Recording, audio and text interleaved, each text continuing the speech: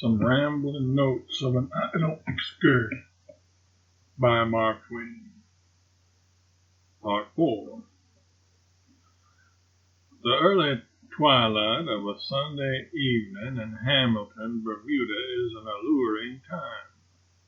There is just enough of whispering breeze, fragrance of flowers, and sense of repose to raise one's thoughts heavenward, and just enough amateur piano music to keep him reminded of the other place.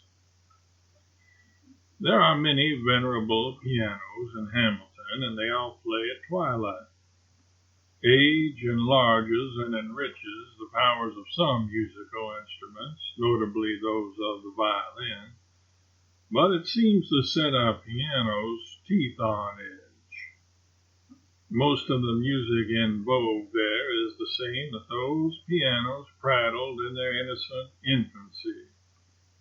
And there is something very pathetic about it when they go over it now in their asthmatic second childhood, dropping a note here and there where a tooth is gone. We attended evening service at the stately Episcopal church on the hill, where 500 or 600 people, half of them white and the other half black, according to the usual Bermudian proportions, and all well dressed, a thing which is also usual in Bermuda and to be confidently expected. There was good music which we heard, and doubtless a good sermon, but there was a wonderful deal of coughing, and so only the high parts of the argument carried over it. As we came out after service, I overheard one young girl say to another, "Why, you don't mean to say you pay duty on gloves and laces? I only pay postage, have them done up and sent in the Boston Advertiser." There are those that believe that the most difficult thing to create is a woman who can comprehend that it is wrong to smuggle, and that an impossible thing to create is a woman who will not smuggle, whether or no when she gets a chance. But these may be errors. We went wandering off toward the country, and were soon far down in the lonely black depths of a road that was roofed over with the dense foliage of a double rank of great cedars. There was no sound of any kind there. It was perfectly still, and it was so dark that one could detect nothing but somber outlines. We strode farther and farther down this tunnel, sharing the way with chat. Presently the chat took this shape: how insensibly the character of the people and of the government makes its impress upon a stranger, and gives him a sense of security or of insecurity without his taking deliberate thought upon the matter, or asking anybody a question. We have been in this land half a day. We have seen none but honest faces. We have noted the British flag flying, which means efficient government and good order. So without inquiry we plunge unarmed and with perfect confidence into this dismal place, which in almost any other country would swarm with thugs and garroters. What was that? Stealthy footsteps, low voices. We gasp, we close up together, and wait. A vague shape glides out of the dusk and confronts us. A voice speaks, demands money. "A shilling, gentlemen, if you please, to help build the new Methodist church." Blessed sound, holy sound, we contribute with thankful avidity to the new Methodist church, and are happy to think how lucky it was that those little colored Sunday school scholars did not seize upon everything we had with violence before we recovered from our momentary helpless condition. By the light of cigars we write down the names of weightier philanthropists than ourselves on the contribution cards, and then pass on into the farther darkness, saying, What sort of a government do they call this, where they allow little black pious children with contribution cards to plunge out upon peaceable strangers in the dark and scare them to death? We prowled on several hours, sometimes by the seaside, sometimes inland, and finally managed to get lost, which is a feat that requires talent in Bermuda.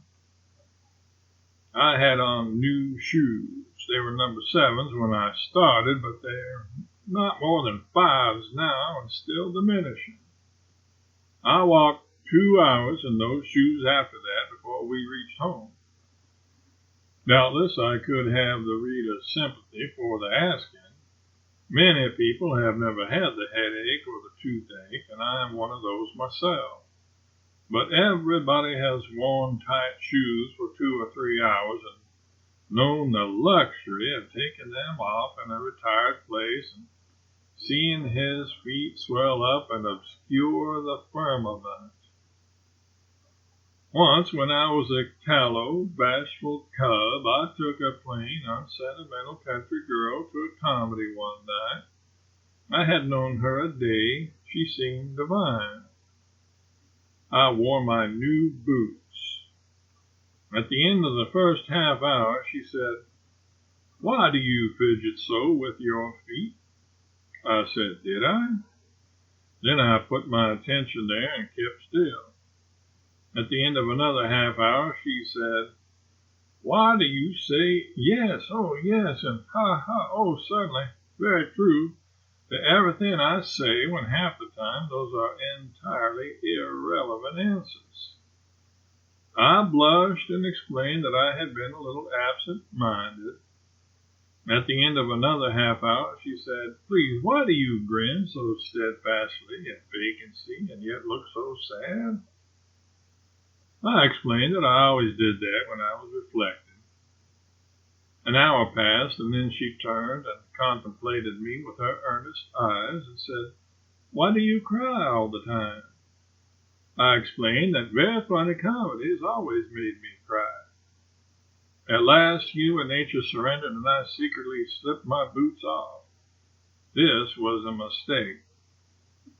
I was not able to get them on anymore. It was a rainy night. There were no omnibuses going our way, and as I walked home, burning up with shame, with the girl on one arm and my boots under the other, I was an object worthy of some compassion, especially in those moments of martyrdom when I had to pass through the glare that fell upon the pavement from street lamps. Finally, this child of the forest said, "Where are your boots?" And being taken unprepared, I put a fitting finish to the follies of the evening with the stupid remark, "The higher classes do not wear them to the theater."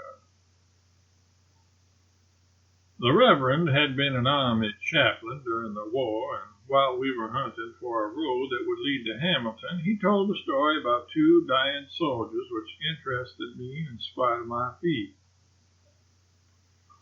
He said that in the Potomac hospitals, rough pine coffins were furnished by the government, but that it was not always possible to keep up with the demand. So when a man died, if there was no coffin at hand, he was buried without one. One night late, 2 soldiers lay dying in a ward. A man came in with a coffin on his shoulder and stood trying to make up his mind which of these 2 poor fellows would be likely to need it first. Both of them begged for it with their fading eyes. They were past talking. Then one of them protruded a wasted hand from his blankets and made a feeble beckoning sign with the fingers to signify, "Be a good fellow, put it under my bed, please." The man did it and left. The lucky soldier painfully turned himself in his bed until he faced the other warrior, raised himself partly on his elbow, and began to work up a mysterious expression of some kind in his face. Gradually, irksomely, but surely and steadily it developed, and at last it took definite form as a pretty successful wink. The sufferer fell back exhausted with his labor, but bathed in glory.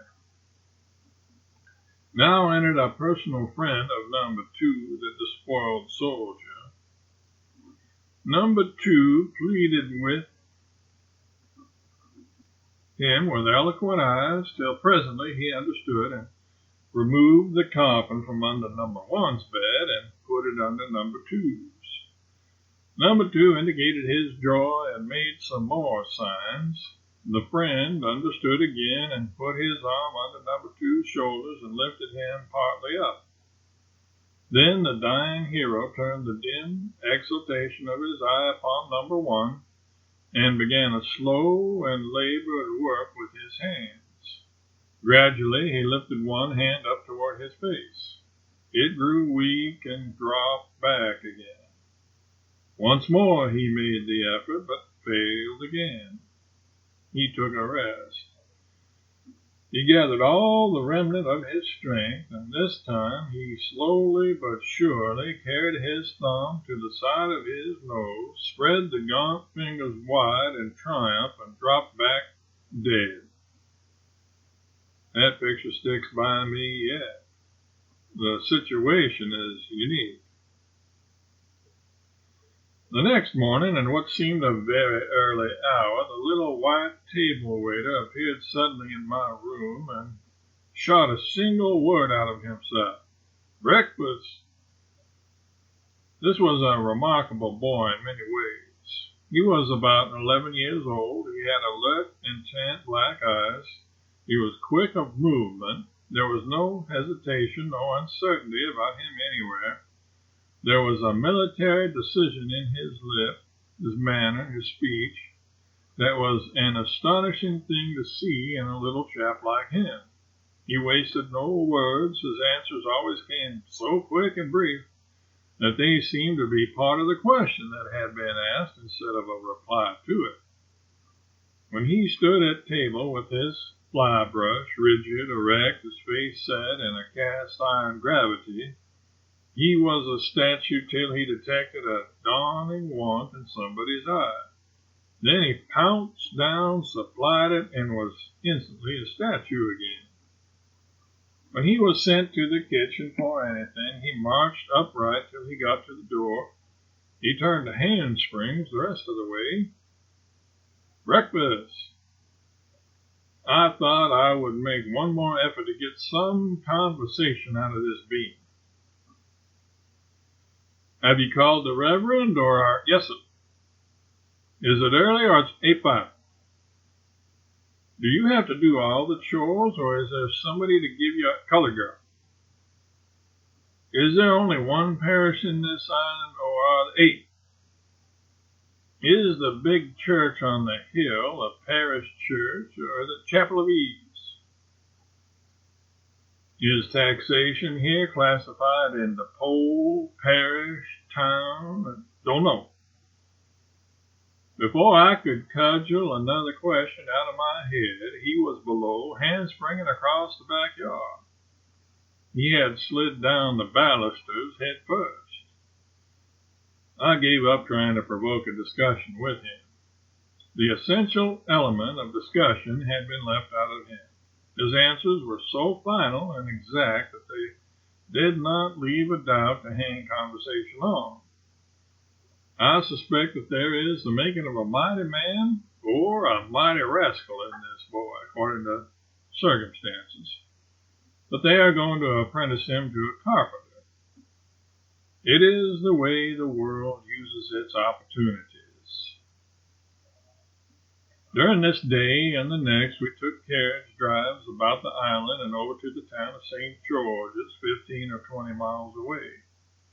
Such hard, excellent roads to drive over are not to be found elsewhere out of Europe. An intelligent young colored man drove us and acted as guidebook. In the edge of the town, we saw 5 or 6 mountain cabbage palms, atrocious name, standing in a straight row and equidistant from each other. These were not the largest or the tallest trees I have ever seen, but they were the stateliest, the most majestic. That row of them must be the nearest that nature has ever come to counterfeiting a colonnade. These trees are all the same height, say 60 feet, the trunks as gray as granite, with a very gradual and perfect taper, without sign of branch or knot or flaw, the surface not looking like bark, but like granite that has been dressed and not polished. Thus all the way up the diminishing shaft for 50 feet. Then it begins to take the appearance of being closely wrapped, spool fashion, with gray cord, or of having been turned in a lathe. Above this point there is an outward swell, and thence upward for 6 feet or more the cylinder is a bright, fresh green, and is formed of wrappings like those of an ear of green Indian corn. Then comes the great springing palm plume, also green. Other palm trees always lean out of the perpendicular or have a curve in them, but the plumb line could not detect a deflection in any individual of this stately row. They stand as straight as the colonnade of Baalbek. They have its great height, they have its gracefulness, they have its dignity, and moonlight or twilight, and shorn of their plumes, they would duplicate it. The birds we came across in the country were singularly tame. Even that wild creature, the quail, would pick around in the grass at ease while we inspected it and talked about it at leisure. A small bird of the canary species had to be stirred up with the butt end of the whip before it would move, and then it moved only a couple of feet. It is said that even the suspicious flea is tame and sociable in Bermuda, and will allow himself to be caught and caressed without misgivings. This should be taken with allowance, for doubtless there is more or less brag about it. In San Francisco, they used to claim that their native flea could kick a child over, as if it were a merit in a flea to be able to do that, as if the knowledge of it trumpeted abroad ought to entice immigration. Such a thing, in 9 cases out of 10, would be almost sure to deter a thinking man from coming. We saw no bugs or reptiles to speak of, and so I was thinking of saying in print in a general way that there were none at all. But one night, after I had gone to bed, the Reverend came into my room carrying something and asked, "Is this your boot?"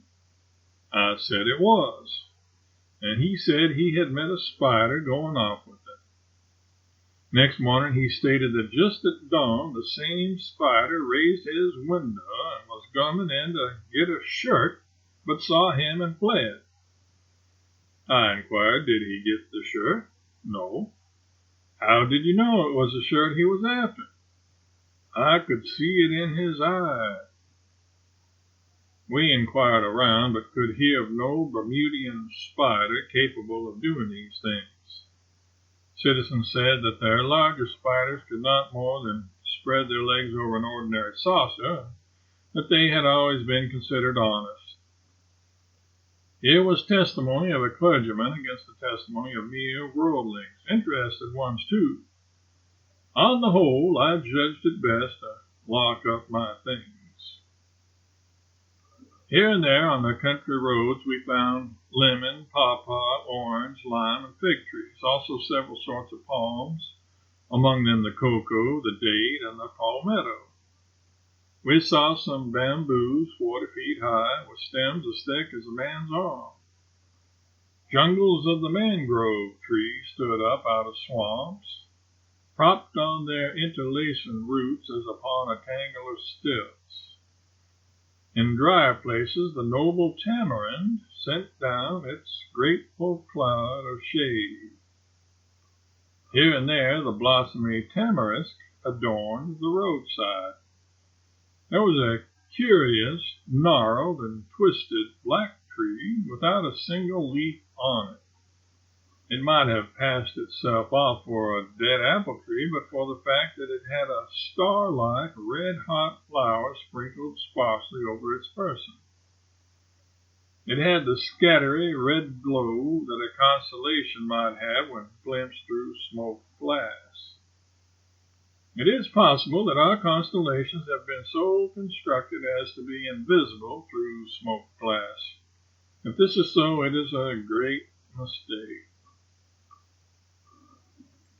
We saw a tree that bears grapes, and just as calmly and unostentatiously as a vine would do it.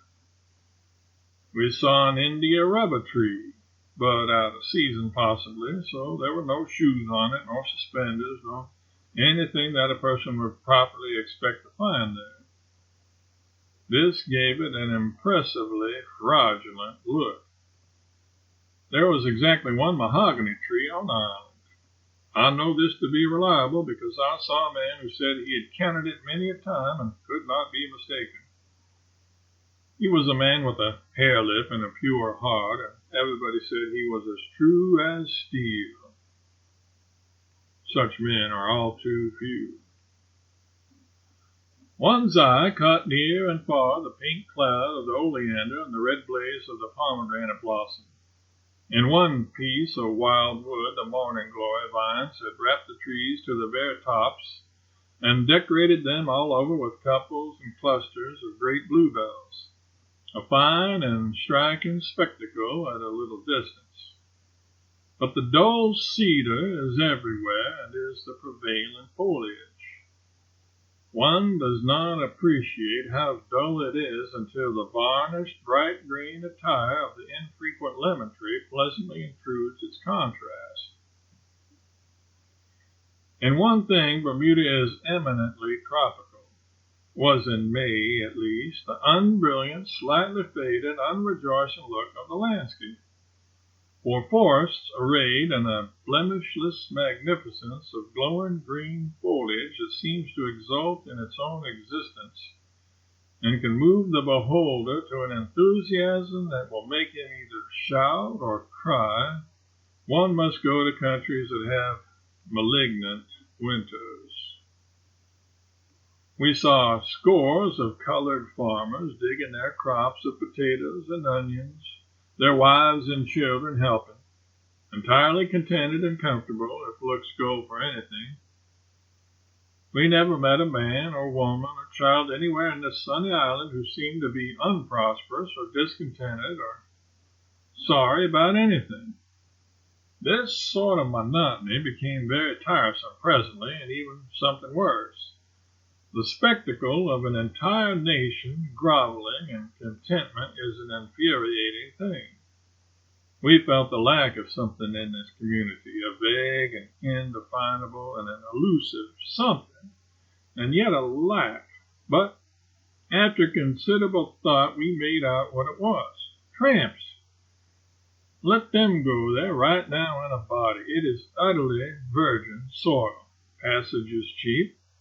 Every true patriot in America will help buy tickets. Whole armies of these excellent beings can be spared from our midst at our polls.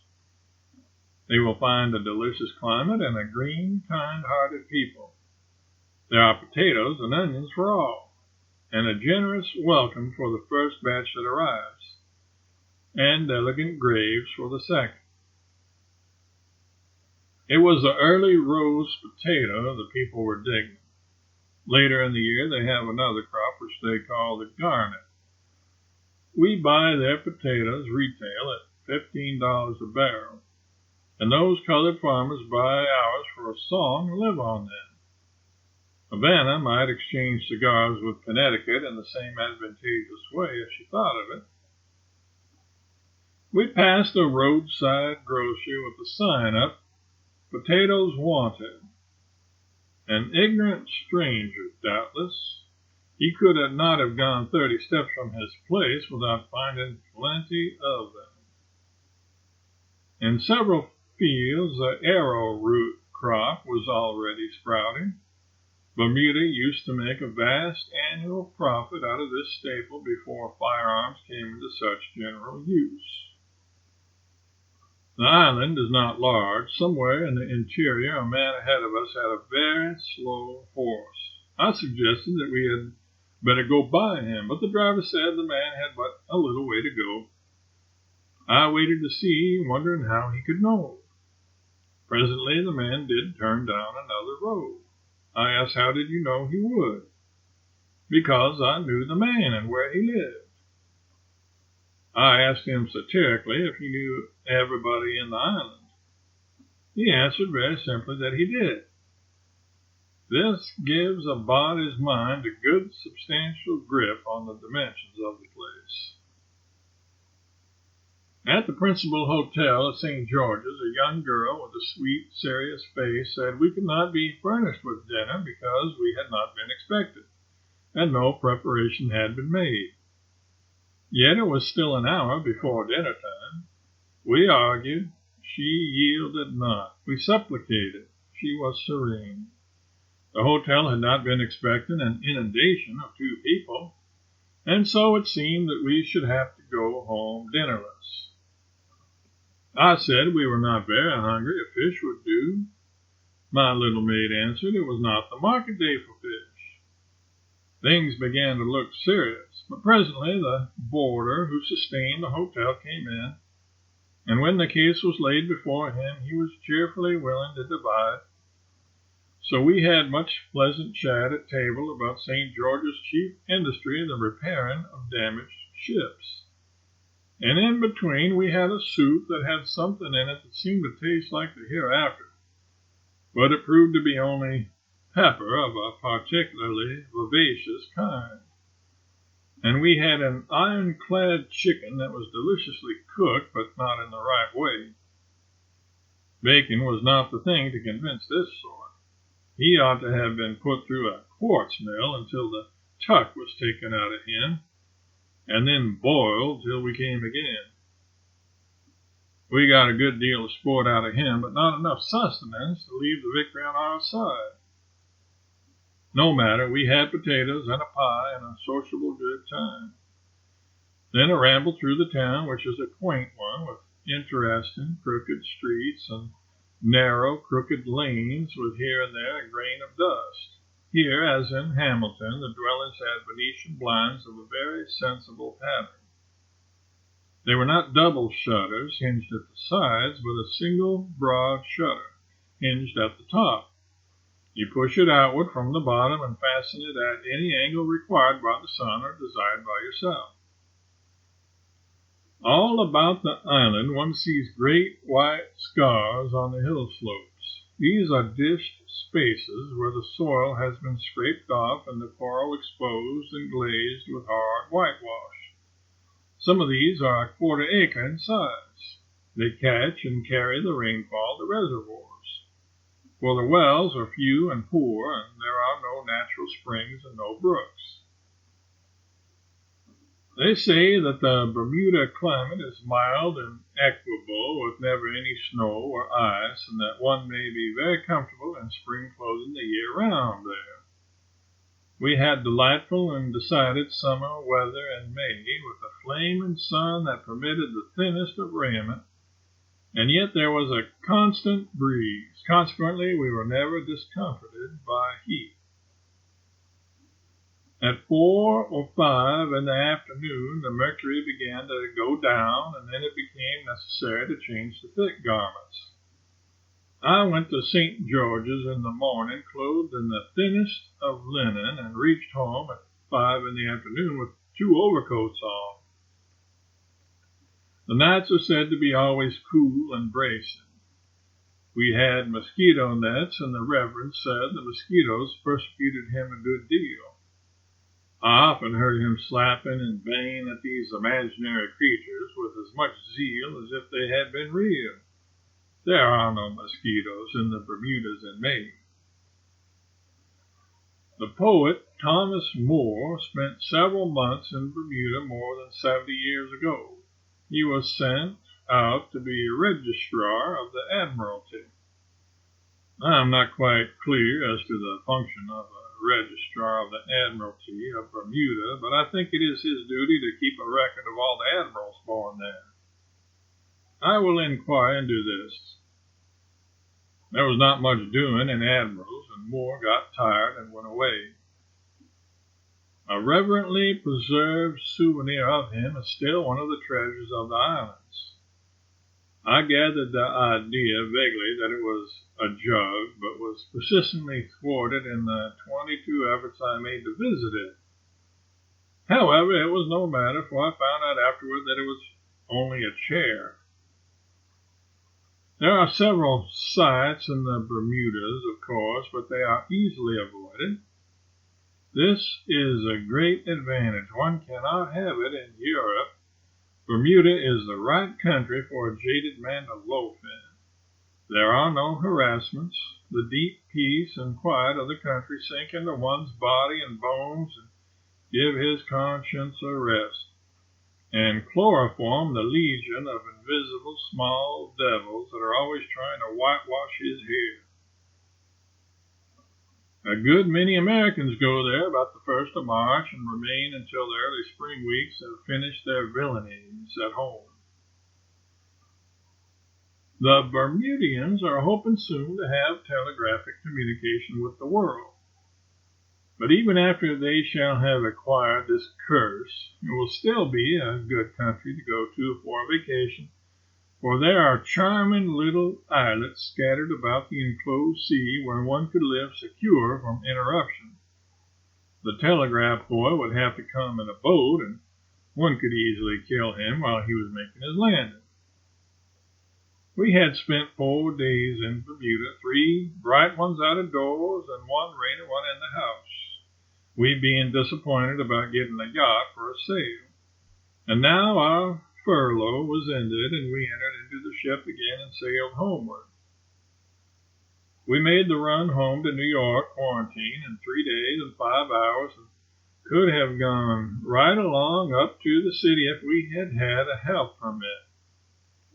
But health permits are not granted after 7 in the evening, partly because the ship cannot be inspected and overhauled with exhaustive thoroughness except in daylight, and partly because health officers are liable to catch cold if they expose themselves to the night air.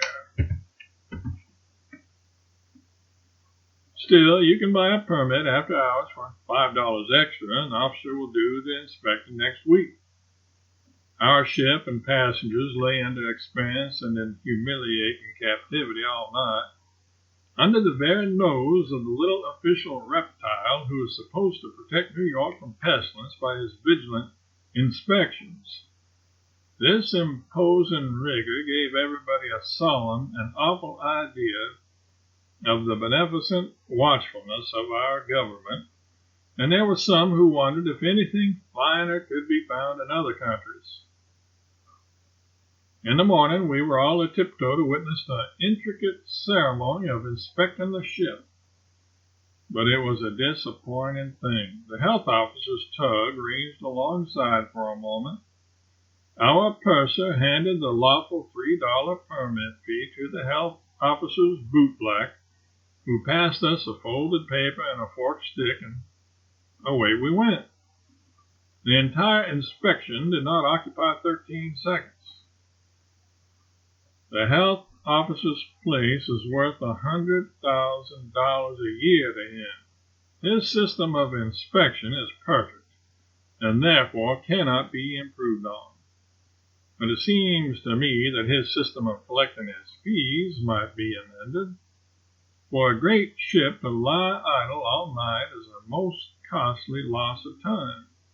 For her passengers to have to do the same thing works to them the same damage, with the addition of an amount of exasperation and bitterness of soul that the spectacle of that health officer's ashes on a shovel could hardly sweeten. Now, why would it not be better and simpler to let the ships pass in unmolested, and the fees and permits be exchanged once a year by post?